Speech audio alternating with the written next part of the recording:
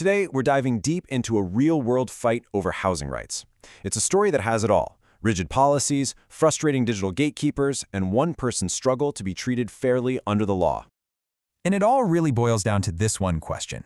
What happens when a company's standard procedure just isn't fair? When it bumps right up against someone's legal rights. This case puts that conflict right under the microscope. So to really get what's at stake here, we have to start with the legal groundwork. We're talking about the Fair Housing Act, which isn't just a set of guidelines, it's a federal law with very clear rules for housing providers. And the single most important concept for our story is this term, reasonable accommodation. Okay, so what does that mean? It means a landlord has to be willing to bend their standard rules if it's necessary to give a person with a disability an equal shot at housing. This isn't about getting special treatment, it's about getting an equal opportunity. You're going to want to remember that term because it is the legal key to this whole situation. Okay, so let's meet our applicant, Tamitra Nunn. Her journey to find a place to live in Dallas is what brings this whole abstract legal idea crashing into reality. So Ms. Nunn gets a housing subsidy from the Dallas County Housing Opportunities Program. And this is a really important detail. What you're seeing here is an official government-backed document. This isn't just some casual arrangement. It's a stable, totally verifiable source of income that is specifically designed to help people afford housing. But here's where the problem starts. The property management company, Sync at West Dallas, has this very strict policy. Every single applicant has to prove they make 2 times the rent. So right away, you can see the collision course, right? You've got a system built for traditional paychecks about to meet an income based on a government subsidy. And, this whole thing gets even more complicated thanks to modern technology. The application process isn't just filling out paper forms anymore. Now it's run by a digital gatekeeper, an algorithm, with its own set of really tough, unforgiving rules. So over the next few weeks, Ms. Nunn keeps trying to prove her income, and she just keeps hitting these digital brick walls. Look at the pattern here. It's not just one thing. First, her check stubs, not enough income. Then her official Social Security letter, the system was not able to be verified. Finally, even her own bank statements get flagged by a fraud tool. This is way more than just a glitch. It's a systematic blockade.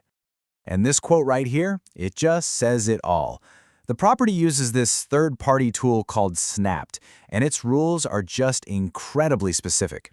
You can't use a screenshot. You can't use a photo. You can't even use a normal PDF if you used a Save to PDF function.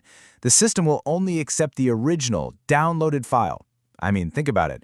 How many important documents do you have saved in one of those forbidden formats? So this is the impossible situation Ms. Nunn finds herself in. She has completely legitimate, verifiable income from multiple sources, but the very system that's supposed to verify it seems like it's designed to reject her proof at every turn. It's a total catch-22, and an algorithm is the one enforcing it. After weeks of this back and forth, Ms. Nunn tries a whole new tactic.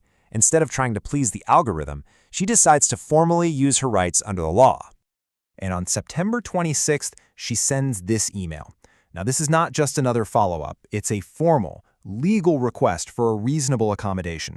She says it plainly. As a person with a disability, they need to count her county subsidy as income to give her an equal opportunity. She points out that it's stable, it's significant, and it's essential to getting an accurate look at her finances.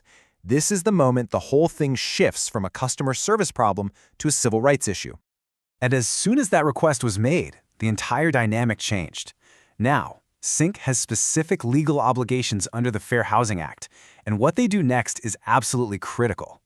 This table really lays out the legal chess match that's happening. We're looking at 3 connected obligations. First, Sync can't just say no to the accommodation request. They have to actually consider it. Second, their super strict rules about file formats could be illegal if they're blocking valid proof. And finally, and this is a big one, they can't just ignore her. The law says they have to engage in a good faith conversation. Dropping the ball on any one of these could put them in serious legal jeopardy. So what happens if a landlord or property manager doesn't meet these obligations? Well, an applicant isn't stuck. They can file a formal complaint with federal agencies like HUD or with the state like the Texas Workforce Commission. These groups have the power to investigate and enforce these laws. And, of course, seeking legal help is also a very common next step. And all of this brings us back to that big picture question. This whole case forces us to look at the automated systems we rely on every day and ask, are they built for fairness or are they just built for efficiency? In our race to make everything automated and fraud-proof, have we accidentally built digital barriers that keep out the very people who need access the most? It really makes you wonder.